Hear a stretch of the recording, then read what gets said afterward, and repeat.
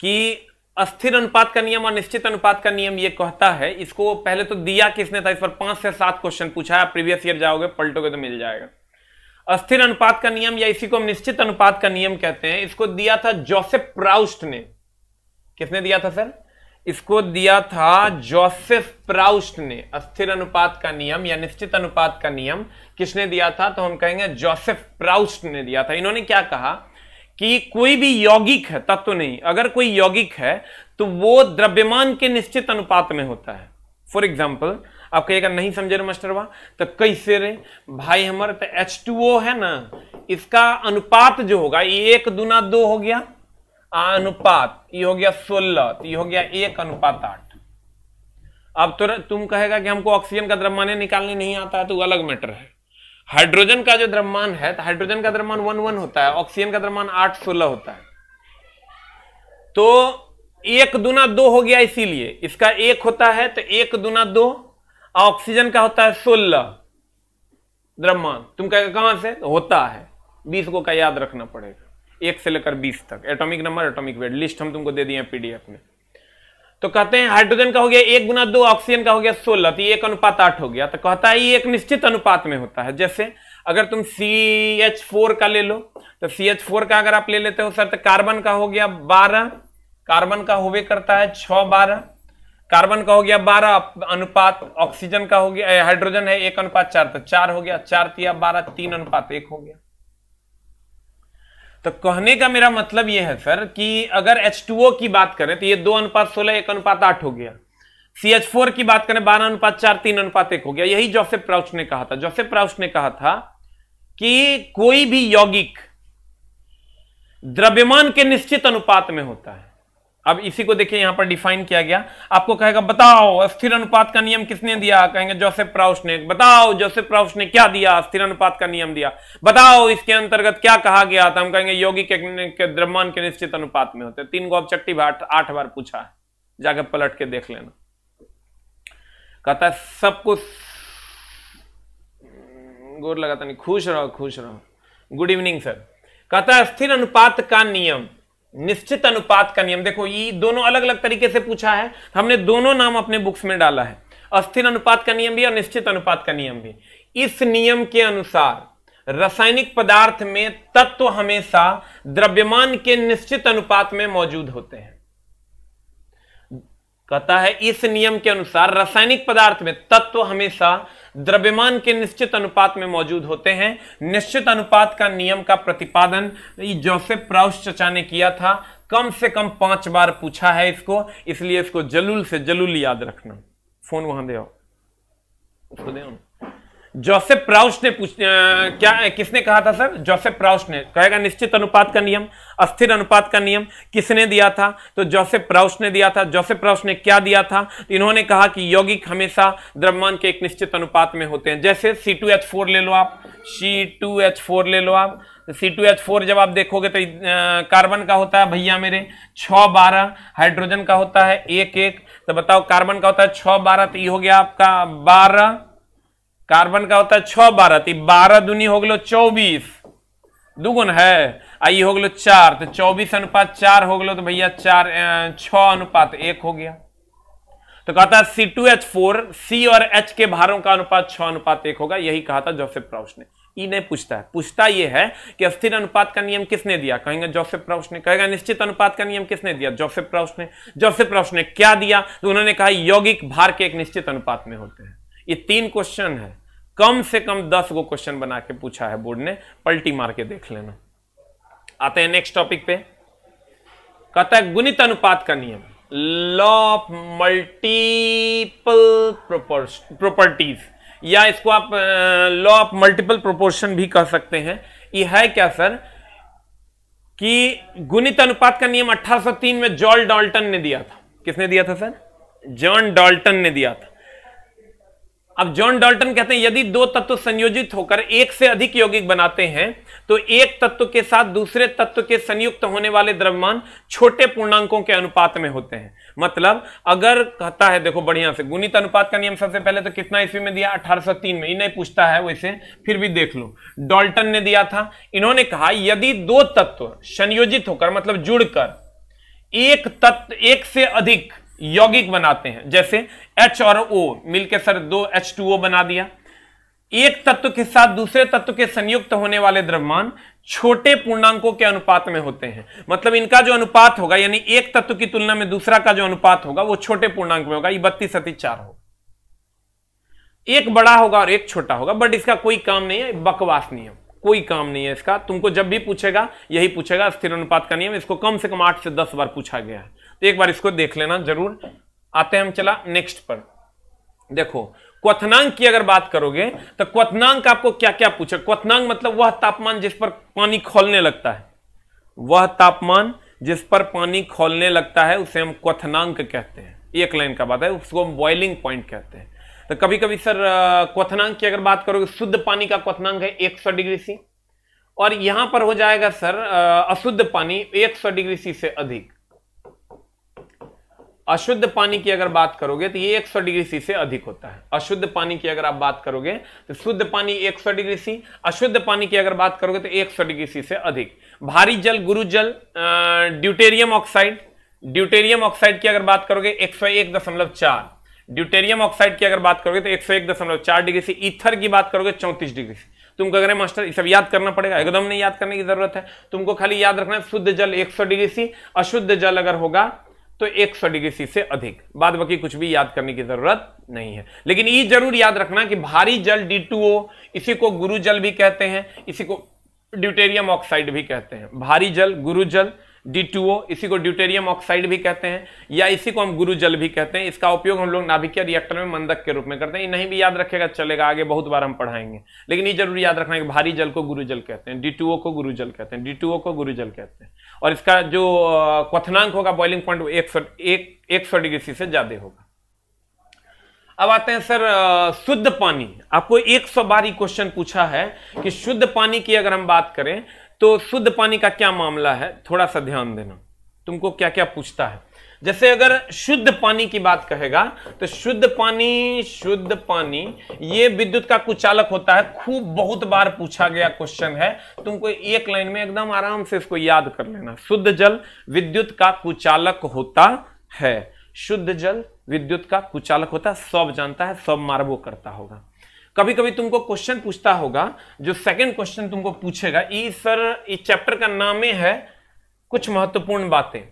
अगर आप देखोगे प्रेशर कुकर का तापमान पूछता है कि प्रेशर कुकर का तापमान कितना होता है। वैसे अभी पूछता नहीं है, पहले पूछता था, लेकिन अगर आप देखोगे तो ये 125 degree centigrade to 135 degree centigrade होता है। वैसे पानी खौलने लगता है 100 डिग्री सेंटीग्रेड पर। पानी खौलता है कितना डिग्री सेंटीग्रेड पर? पानी खौलता है 100 डिग्री सेंटीग्रेड पर। लेकिन प्रेशर कुकर का तापमान जो होता है पूछेगा तो तुम मार देगा 100 डिग्री सी, लेकिन लगभग उसका तापमान 125 से 135 डिग्री सेंटीग्रेड होता है। दूसरा, आपको एक क्वेश्चन पूछेगा कि अगर कोई नाव है, ये खूब मिलता है और इसमें बच्चा कंफ्यूज भी होता है। कंफ्यूज क्या होगा, तुम कभी मार देगा नीचे जाएगा, कभी मार देगा ऊपर जाएगा। अगर मान लो ये नदी है और ये नदी में चला नाव है, इसको तुम लेके चल जाओ समुद्र में,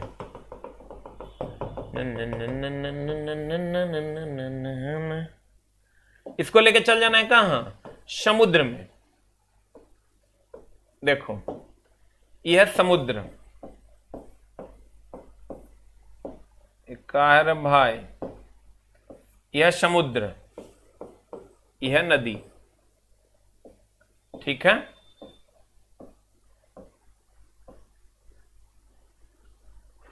अगर हम इस समुद्र और नदी की बात करें चला, तो तुमको कहेगा अगर एक नाव नदी से समुद्र में चली जाए, कहां से कहां चल जाए? नदी से समुद्र में चल जाए, तो हम कहेंगे ऊपर उठेगी। जैसे जितना गहराई में तैर रही थी, अगर यहां थी तो इससे थोड़ा ऊपर उठ जाएगी। अब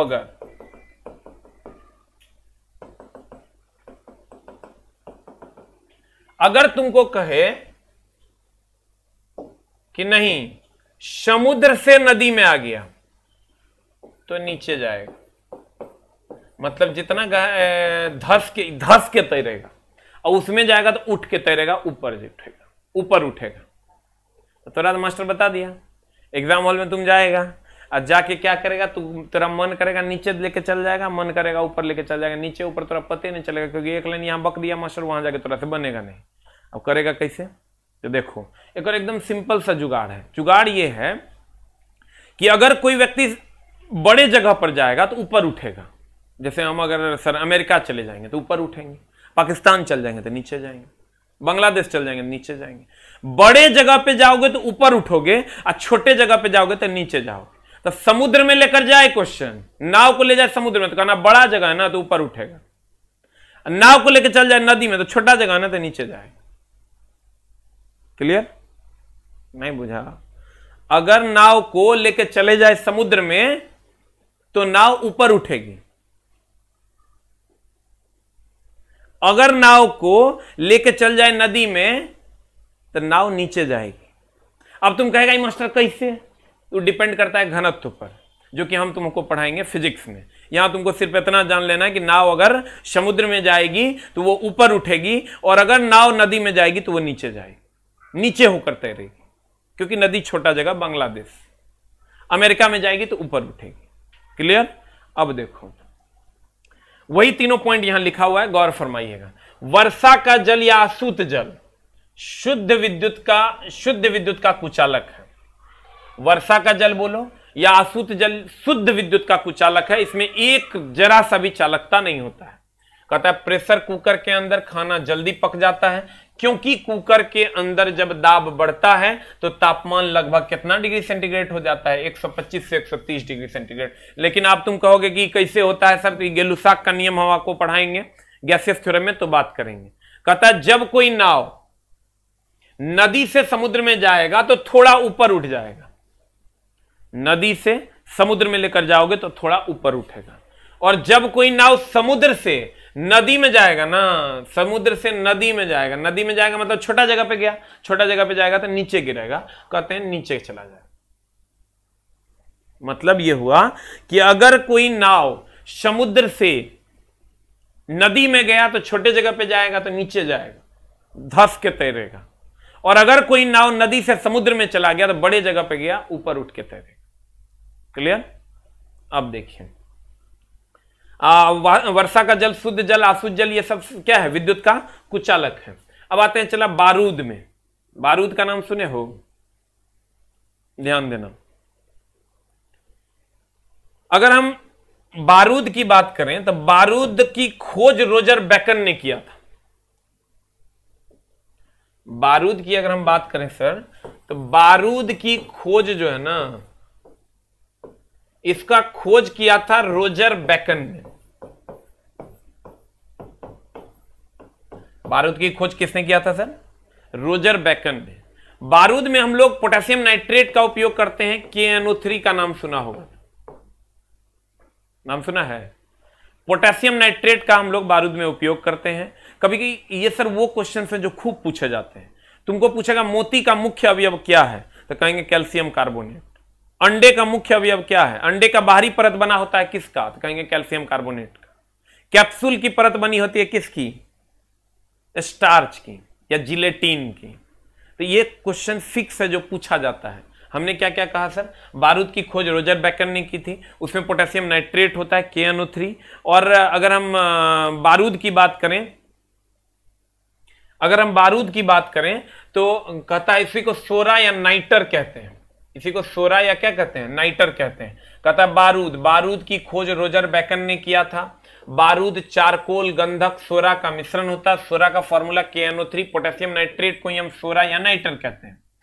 कहता है कैल्शियम कार्बोनेट। अब देखो कैल्शियम कार्बोनेट की अगर हम बात करें, ध्यान देना, कैल्शियम कार्बोनेट की अगर हम बात करें तो कैल्शियम कार्बोनेट को हम खड़िया, चूना पत्थर, संगमरमर, इसी को कहते हैं।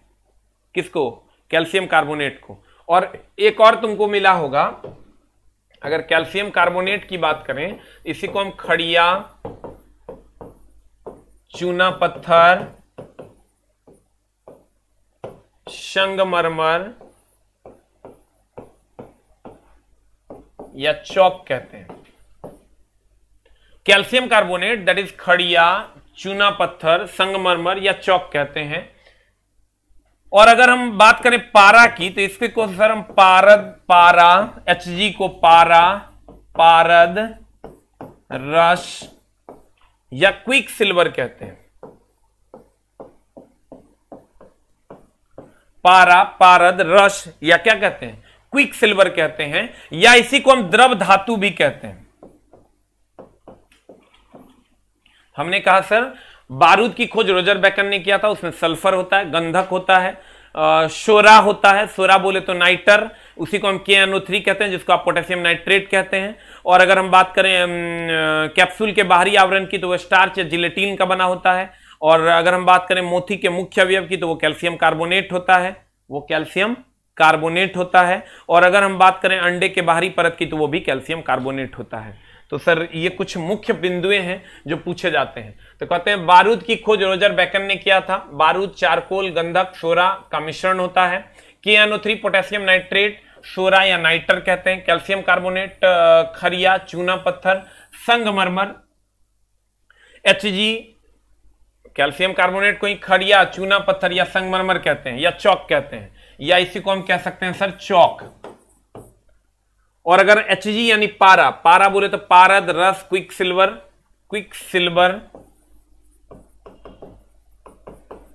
सिल्वर।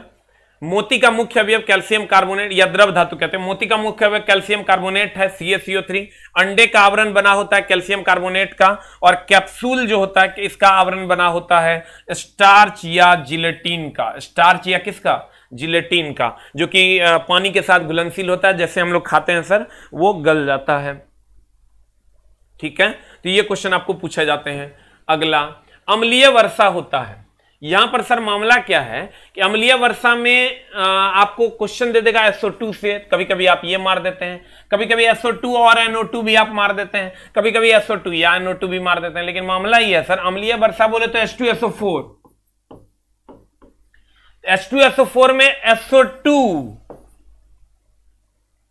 और NO2 नहीं होगा, सॉरी SO2 और NO2 होगा, लेकिन SO2 या NO2 नहीं होगा। इसलिए नहीं होगा SO2 या NO2 क्योंकि या का मैं या वो, इसका मतलब या तो मैं या तो वो, मैं और वो इसका मतलब हम दोनों। देखिए अमित और सुमित हिंदी में, और अमित और सुमित मतलब दोनों। अमित या सुमित मतलब या तो अमित या तो सुमित। हमको ये बताइए H2SO4 सर निकालना है अम्लीय वर्षा में, NO2 या तो ये कर सकता है, लेकिन ये कभी कर सकता है क्या? NO2 कहां से S आएगा? लेकिन अगर ये दोनों मिल जाए तो कर देगा। SO2 और NO2 अगर दोनों मिल जाएगा तो यहां से S को के लिए यहां से ये मिल जाएगा, और ई दोनों से हमको O मिल जाएगा, और हाइड्रोजन हम लोग वायुमंडल के मॉइस्चर से ले लेंगे। तो कहने का मतलब ये हुआ कि अगर आपको अम्लीय वर्षा का क्वेश्चन आए, देखिए अम्लीय वर्षा का क्वेश्चन आए आपके सामने, अम्लीय वर्षा, तो आप क्या कीजिए, एक इसका पहला ऑप्शन होगा SO2 और NO2, और ई अगर नहीं रहेगा तो सिर्फ SO2 मारना है। ये फर्स्ट आंसर होगा और ये आपका सेकंड आंसर होगा। जल्दी से इसको लिख लीजिए sir. The right answer is, देखिए A एंड B बोथ नहीं होगा, A एंड B बोथ नहीं मारेंगे सर, यहां सिर्फ और सिर्फ B मार देंगे, हमारा काम चल जाएगा। SO2 और NO2।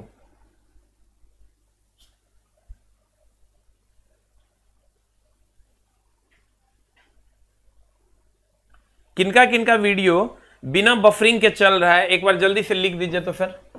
एक सर बफरिंग कुछ का तो होवे करेगा सर, अगर उतना ज्यादा एडमिशन है, सब का नेट गांव में हम ले जा कैसे ठीक करेंगे बताओ। एक, नो, दो, बफरिंग मेरे एंड से नहीं होता है रे दुष्ट सब, पटना में हम हैं। अब पटना में नेट हम वो लगाएंगे कभी जब बफरिंग करा दें, हम वो नेट लगाए हैं जो सबसे ज्यादा स्पीड हो। तुम्हारे एंड से बफरिंग होता है, तुम्हारा नेट स्लो रहेगा तो बफरिंग होगा, तैयो हमरे घर ही आएगा। किसका किसका बिना बफरिंग के चल रहा है, जल्दी से एक टाइप करो। जल्दी टाइप कर दो ताकि उन लोगों को जवाब मिल जाए जो लोग कहते हैं कि मेरा नहीं चल रहा है। अरे सबका चल रहा है, 10-20 को का एकदम बफरिंग होबे करेगा। ये लड़का लिखता है कोई कुछ बोलेगा कि बफरिंग हो रहा है। अरे मेरे एंड से थोड़े ना बफरिंग होता, मेरे एंड से होता तो सबका होता, तुम्हारे एंड से है इसलिए तुम्हारा हो रहा है। अरे भाई ठीक करवाओ, नेटवर्क बदलो, ना तो हमरा मार दो, आओ हमरा गोली मार दो। दुष्ट सब देखो सबका चल रहा है, कितना धड़ धड़, सुनबे नहीं करे। एक आध दूगो है मां कसम कौन नक्सलाइट एरिया में है पते नहीं चलता है। पेड़ पे चढ़ो न, पेड़ पे। हाँ पेपर में आओगे कि भैया पेड़ पे चढ़ के पढ़ रहा है। देखो सबका कितना धड़ल्ले से अच्छा चल रहा है। ये एक दूगो पीस है डिफेक्टिव। देखो अम्लीय वर्षा की अगर बात करें चला तो अम्लीय वर्षा SO2 और NO2 ये पहला आंसर होगा, या वाला मत मारना, और खाली SO2 ये सेकंड आंसर होगा। वेरी गुड, सबका अच्छा चल रहा है। एक आध दो को पीस सर हमारे बाबू जी आ जाएंगे ना, वो नहीं ठीक कर सकते हैं। नरेंद्र मोदी का ननो मर जाएगा तो वैसा नेट नहीं दे सकता है कि सबके 100% ठीक। लड़का लिखता है कोई तो बोलो कि बफरिंग हो रहा है। मां कसम हमारा तरफ से बफरिंग हुआ, सब के न होगा। रे दुष्ट, साफ है 5% जो है ना ये अपवाद है, समझा, एकदम साफे अपवाद। एगो अभी फोन करता है 3 बजे, आए सर आज 4 बजे वाला क्लास होगा कि ना। हम लोग काहे फोन किया तुम 3 बजे रे? नहीं सर हम जान लिए वो काम था, तब सोचे पूछ लेते हैं मास्टर साहब से। अरे दुष्ट रे दुष्ट। अब आ जाओ इधर। द नेक्स्ट वन इज कहता अधात वर्धनीयता। अधात वर्धनीयता। अब अधात वर्धनीयता क्या है? अधात वर्धनीयता इसको हम कहते हैं हिंदी में मेलिएबिलिटी। मेलिएबिलिटी। अब ये क्या होता है चला, एक होता है अधात वर्धनीयता, एक होता है तन्यता, एक होता है भंगुरता। देखो तीनों को हम लोग पढ़ेंगे, अधात वर्धनीयता, तन्यता और भंगुरता। जैसे अगर मान लो कि किसी को पीट के तुम चादर बना दिए, पीट कर चादर बना दिए, तो इसको हम कहेंगे यह गुण अधात वर्धनीयता कहलाता है। अधात वर्धनीयता कहलाता है। अगर आप किसी को पीट कर चादर बना देते हैं तो इसे हम अधात वर्धनीयता कहते हैं। और अगर आप खींचकर तार बना देते हैं, खींचकर तार बना देते हैं, तो यह गुण तन्यता कहलाता है। अगर आप पीट कर चादर बना देते हैं तो यह गुण अधात वर्धनीयता कहलाता है, और अगर आप खींचकर तार बना देते हैं तो यह गुण तन्यता कहलाता है। हो गलो अगर चकनाचूर, पटक दिया, पटक के चकनाचूर हो गया, तो यह गुण भंगुरता कहलाता है। ध्यान से देखना। अगर पीट कर चादर बना दी, देखो ना एक आध दूगो लिख रहा है बफरिंग हो रहा है, होबे करेगा। तो हर घर बना लेगा छोटा कोपचा में, तो कोपचा में कहने से नेट जाएगा। अब देख के संतुष्टि हुआ ना कि सबके चल रहा है, पूरे नेटवर्क में समस्या है। कहते हैं पीट कर चादर अधात वर्धनीयता, खींच कर तार तन्यता, खींच कर तार तन्यता, चकनाचूर हो जाएगा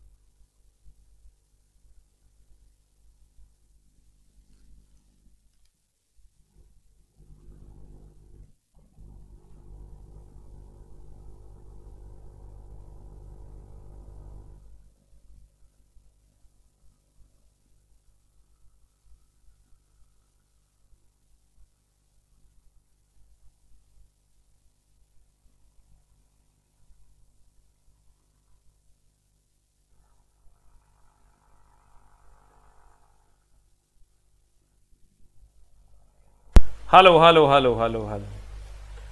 कहते हैं चला अगर हम अधात वर्धनीयता, तो इसने पढ़ा रहे थे, टेंशन नहीं लेना है, 30 सेकंड का ब्रेक था। पिट पिटा के हथौड़ी से पीट कर चादर बना दिए अधात वर्धनीयता, खींच कर तार बना दिए यह गुण तन्यता, और चकनाचूर कर दिए तो भंगुरता। चकनाचूर कर दिया था भंगुरता। मैंने क्या कहा सर? पीट कर चादर अधात वर्णनीयता, खींच कर तार तन्यता, और चकनाचूर कर दिया तो भंगुरता। ठीक है, अब ध्यान देना। हाँ, अभी नेट इधर से गायब होगा था। अधातवर्णीयता क्या कहलाता है? चला, अगर अधातवर्णीयता देखो, अधातवर्णीयता तन्यता की अगर बात करोगे तो ये अधातवर्णीयता और तन्यता की अगर बात करोगे तो अधातवर्धनीयता नियता, ये पीट कर चादर बनाने का जो गुण है, इस सबसे ज्यादा ऑर्डर में अगर देखोगे तो सोना का होता है, उससे कम चांदी का होता है, उससे कम कॉपर का होता है, उससे कम अल्युमिनियम का होता है, और सबसे कम आयरन का होता है। लेकिन चला, अब इसको क्या किया ना, प्लेटिनम को भी जोड़ दिया गया है। लेकिन बहुत लोग पढ़ते नहीं है, स्टडी नहीं करते, इसलिए पता नहीं चलता। अब क्वेश्चन पूछा है और उसमें ऑप्शन में प्लेटिनम दे दिया है, आंसर दे दिया है। यानी अधातवर्धनीयता जो है वो सबसे अधिक प्लेटिनम की होती है। लेकिन मास्टर सब मानवे नहीं करेगा, कि पढ़वे नहीं करता, मानेगा कहां से? तुम देखो क्वेश्चन पलट के तो मिल जाएगा। सबसे अधिक अधातवर्णीयता पीट कर चादर बनाने का गुण प्लेटिनम का होता है, उससे कम गोल्ड का होता है, उससे कम चांदी का, उससे कम कॉपर, उससे कम अल्युमिनियम, उससे कम आयरन। यहां भी आओगे तन्यता में तो सबसे अधिक प्लेटिनम का होता है, उससे कम तुम्हारा गोल्ड होता है, उससे कम चांदी होता है, उससे कम कॉपर होता है, उससे कम अल्युमिनियम होता है, उससे कम आयरन रहता है। लेकिन अधिकतर जगह पर जो पुराना क्वेश्चन सब है उसमें तुमको गोल्डे आंसर में मिलेगा। लेकिन जो नवका है छांटने वाला क्वेश्चन, करोड़ों में हजारों को, उसमें ऑप्शन तुमको प्लेटिनम भी मिलेगा ना मास्टर। लेकिन मानवे नहीं करेगा मास्टर। तुम मान जाओगे कैसे? तुम जाके प्लेटिनम कभी खरीदना, सोना से 1.5 गुना ज्यादा महंगा है प्लेटिनम। सोना अगर तुम्हारा अंगूठी खरीदते हो और अंगूठी 80,000 में आता है, तो प्लेटिनम की अंगूठी जाके खरीदो, वो अंगूठी 1,20,000 में आएगी। ठीक है, तो कहने का मेरा मतलब यह है चला कि प्लेटिनम को पहले हम लोग पढ़ते थे क्या, कि सोना सबसे अधिक अधातवर्धनीय धातु है, इसलिए तो वो महंगा है, पीट कर चादर बनाते। लेकिन प्लेटिनम उससे भी ज्यादा महंगा, देखने में लगेगा चांदी है, रोड पर फेंकल रहेगा तो कोई छुएगा नहीं, इसीलिए चूंकि सफेद रंग का दिखता है, उस सफेद स्वर्ण कहते हैं उसको। ठीक है, उसको एडम उत्प्रेरक भी कहते हैं, आगे बात करेंगे उस पर। तो कहते हैं अधातवर्णीयता पीट कर चादर बनाने का गुण, खींचकर तार बनाने का गुण तन्यता सबसे अधिक होता है प्लेटिनम का, उससे कम सोना, उससे कम चांदी, उससे कम कॉपर, उससे कम अल्युमिनियम, उससे कम iron. The next one is, देखो कहता कुछ अधातवर्णीयता, कुछ ठोस पदार्थ पीटने पर टूटने के स्थान पर पतली चादर के रूप में परिवर्तित हो जाते हैं। पतली चादर, पतली चादर, चादर चादर चादर मतलब सीट, ऐसे पदार्थ को अधातवर्धनीय होते हैं। सोना, चांदी, तांबा, अब एक और जोड़ लो प्लेटिनम। कहता सोना सर्वाधिक अधातवर्णीय धातु है, यहीं तक ठीक है। लेकिन लेकिन लेकिन अब यहां पर सोना को काट के हम लोग प्लेटिनम कर सकते हैं। सोना को काट के हम लोग क्या कर लेंगे सर? प्लेटिनम कर लेंगे। नोट्स में आप कर लीजिएगा सर, क्योंकि अब पूछता है। ये प्लेटिनम है,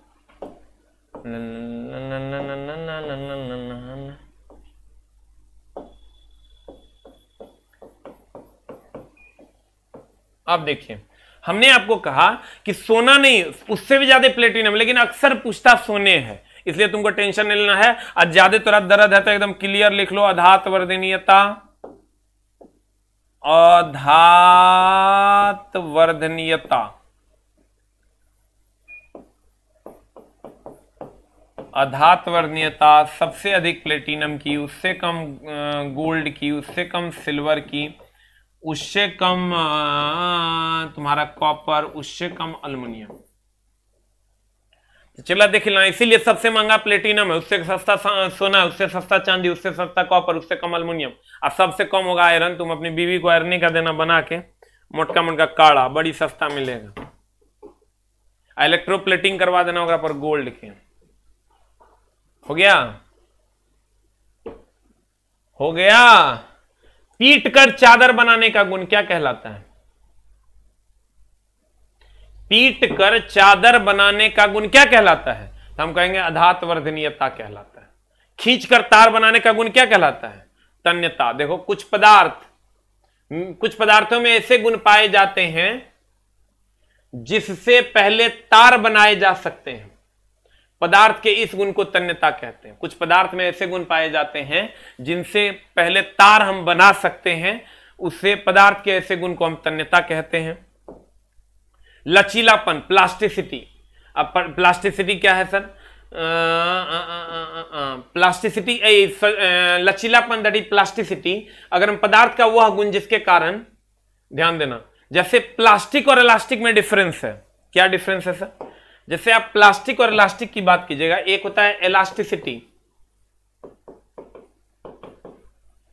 और एक होता है सर प्लास्टिसिटी।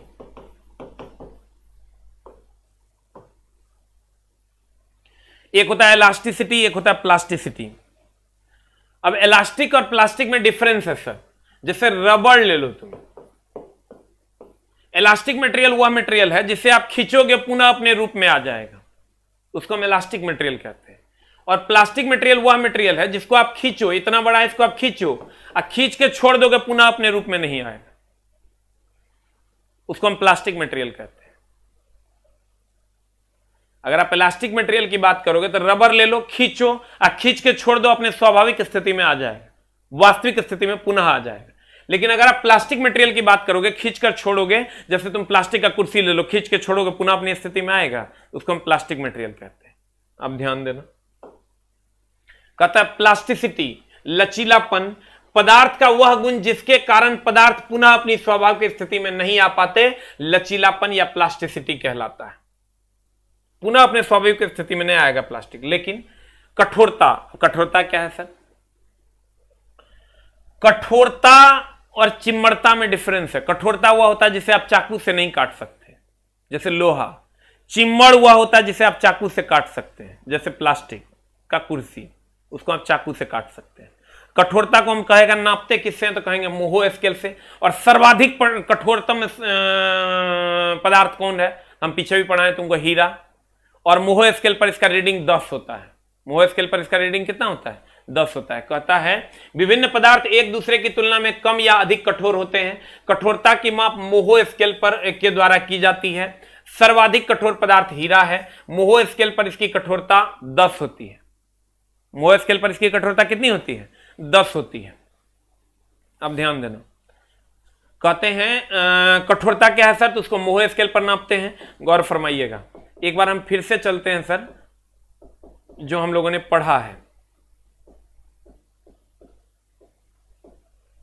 देखिए, हम लोगों ने पढ़ा अस्थिर अनुपात का नियम या निश्चित अनुपात का नियम। अस्थिर अनुपात का नियम या निश्चित अनुपात का नियम। अस्थिर या निश्चित अनुपात का नियम कहता है कि कोई भी यौगिक होगा तो वो एक निश्चित अनुपात में होगा। जैसे अगर मान लीजिए कि C6H6 है, इसका जो द्रव्यमान का अनुपात द्रव्यमान के निश्चित अनुपात में होगा। ये जोसेफ प्राउस्ट ने दिया था, बहुत ज्यादा ये क्वेश्चन पूछा जा रहा है। ये हो जाएगा 12 छके 72।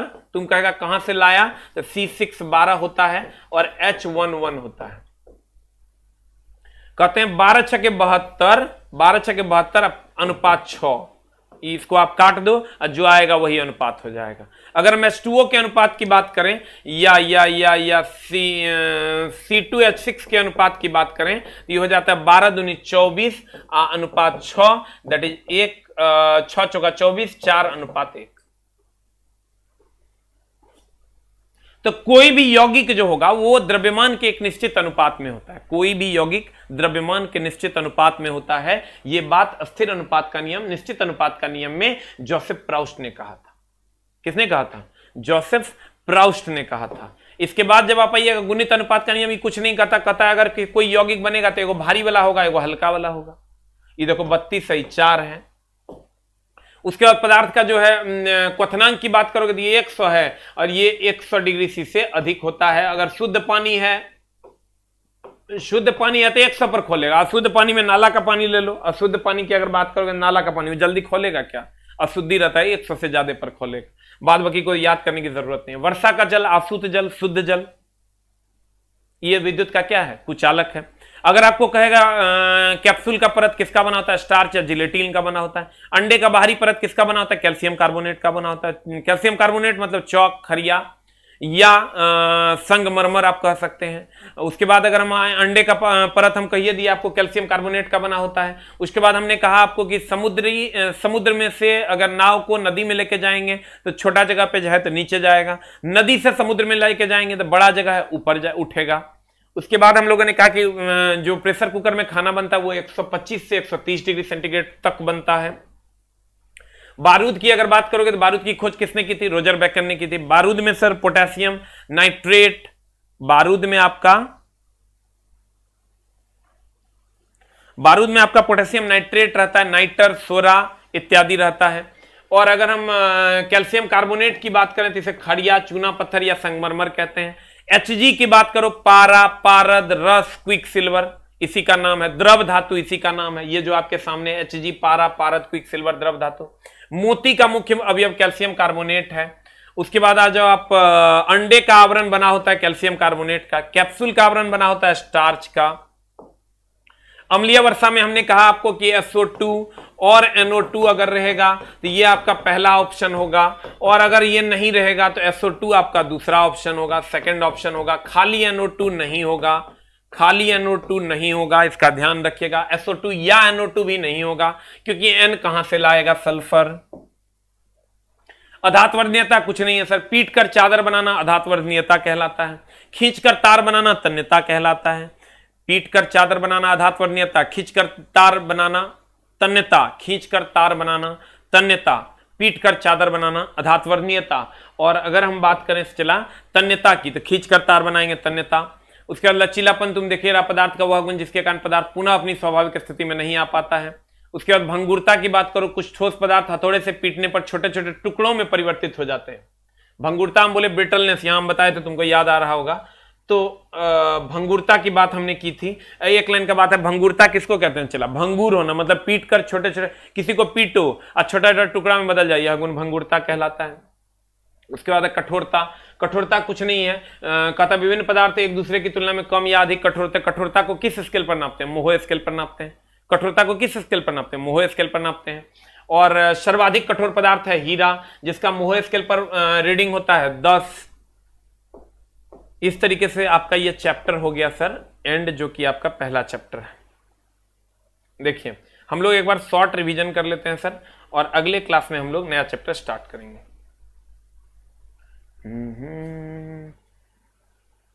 सबसे इंपॉर्टेंट चैप्टर्स में से एक है, ध्यान दीजिएगा सर। हमने आपको पढ़ाया,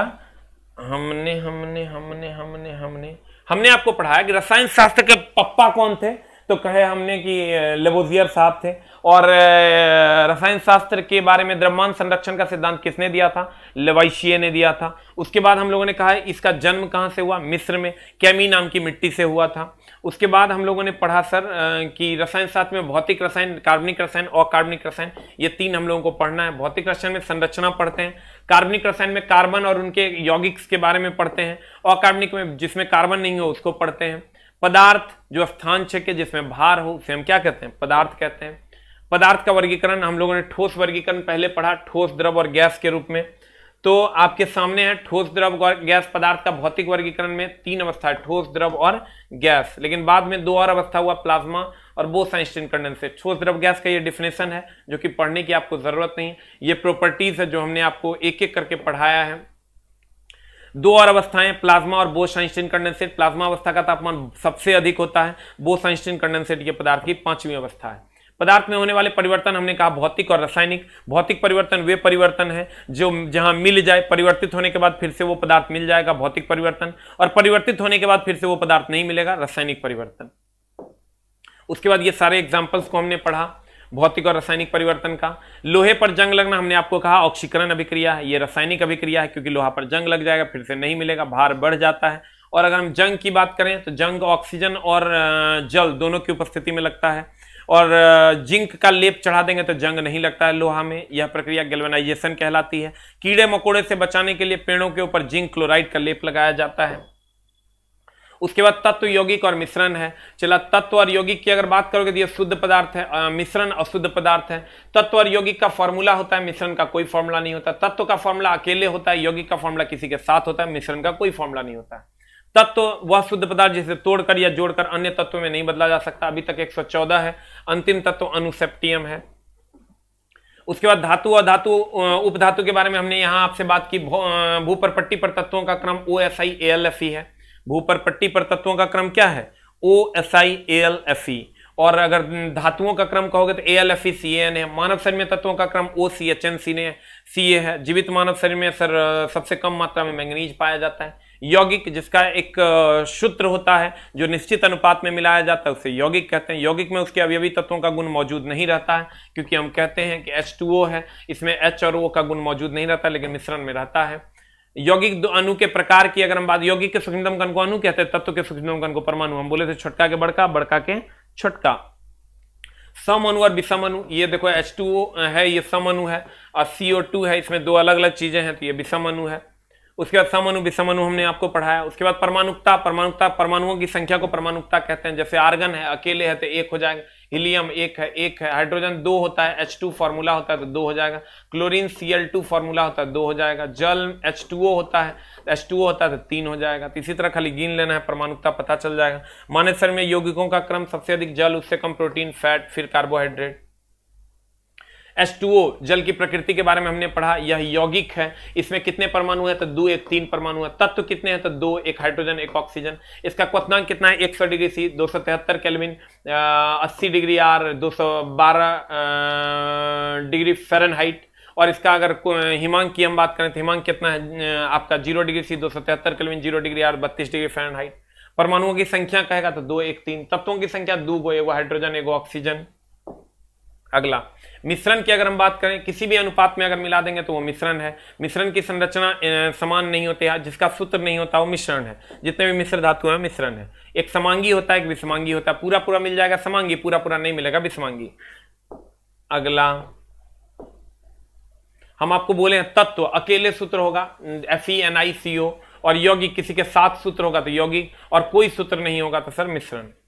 नेक्स्ट मिश्रण आपको हम बोले थे इसको कैसे अलग कर सकते हैं? रवाकरण द्वारा ठंडा करके जो ठोस बन जाएगा हटा लेंगे, जो द्रव रहेगा उसको रहने देंगे। आचमन में हमने कहा समुद्री पानी को शुद्ध किया जाता है। प्रभाजी आचमन में हमने आपको कहा कि भैया पेट्रोल से केरोसिन, डीजल वगैरह निकालना। निस्पंदन नाला का पानी हो गया। विसरण, हम घनत्व के अंतर के कारण गैसों का सर विसरण हो जाता है, एक जगह से दूसरे जगह मिल जाता है। तापमान बढ़ेगा तो सर गरम गरम खाने का विसरण तेजी से होता है। इसका एग्जाम्पल गर्म खाने की सुगंध का तेजी, इत्र की बोतल से सुगंध, मलमूत्र की दुर्गंध नाक तक पहुंचना। फिर हमने आपको ठोस द्रव गैस के बारे में बताया है। हमने आपको कहा 3 को चीज याद रखना है। एक तो गैस से सीधे ठोस में बदल जाना डिपोजिशन, ठोस से सीधे गैस में बदल जाना ऊर्ध्वपातन, और एक मैंने आपको कहा कि गैस से द्रव में बदल जाना कंडेंसेशन। ये 3 आप याद रखिए, आपका काम हो जाएगा। ऊर्ध्वपातन आपके सामने, ठोस से सीधे गैस में। इसका एग्जाम्पल है कपूर, आयोडीन, एंथ्रासीन, बेंजोइक अम्ल, नेप्थलीन इत्यादि। बेंजोइक अम्ल का उपयोग खाद्य पदार्थ के संरक्षण में। समुद्री घास लेमिनेरिया मिलता है आयोडीन से, आयोडीन मिलता है लेमिनेरिया से। समुद्री जल से सोडियम मिलता है। द्रव का वाष्प में बदलना वाष्पीकरण, वाष्प का द्रव में बदलना संघनन। ये हम बोले थे सर पूछता है वाष्प जब द्रव में बदलता है। अगला भार के विचार से हमने बोला था कि हाइड्रोजन को कहीं नहीं भरेंगे, लेकिन सबसे हल्की गैस पूछेगा तो हाइड्रोजन मारना है, हीलियम नहीं मारना है। सबसे हल्की गैस पूछे, दूसरी सबसे हल्की गैस, तब हीलियम मारना है। नाइट्रोजन भारी होता है, हीलियम हल्का होता है, हाइड्रोजन को कहीं नहीं भरते हैं। तो फुटबॉल में नाइट्रोजन भरते हैं क्योंकि उसको जमीन पे रहना है। गुब्बारे और वायुयान के चक्के को उड़ना होता है, इसलिए हल्का भरते हैं हीलियम। अस्पताल में सांस लेना है, ऑक्सीजन प्लस हीलियम। गोताखोर कम गहराई पर लेगा ऑक्सीजन प्लस नाइट्रोजन, अधिक गहराई पर लेगा ऑक्सीजन प्लस हीलियम। हम इसको ठीक करवाए थे। कहता है यदि 2 गुब्बारे में ऑक्सीजन और हाइड्रोजन भरा जाए, दोनों को सेम छेद करेंगे तो हाइड्रोजन पहले संकुचित होगा।